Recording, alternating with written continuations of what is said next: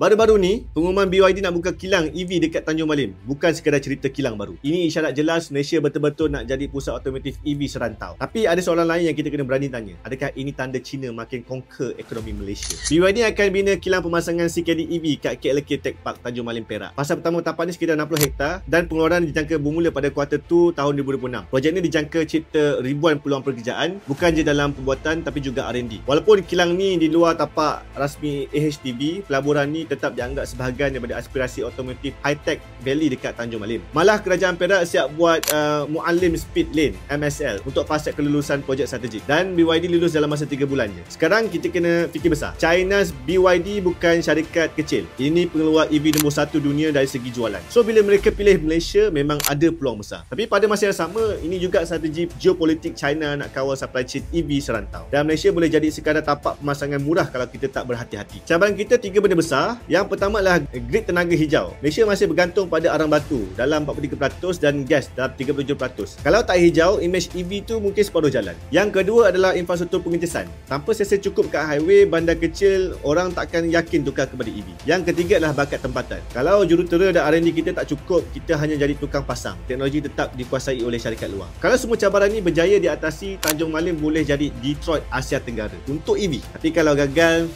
realitinya kita hanya jadi assembly line dalam strategi besar syarikat China. Soalan besar sekarang, Malaysia bersedia jadi peneraju otomotif masa depan atau kita biar ekonomi kita perlahan-lahan dikuasai pemain luar macam China? Komen kat bawah, aku nak dengar korang pakai kereta apa, kau nak beli tak kereta ni dan kau rasa apa?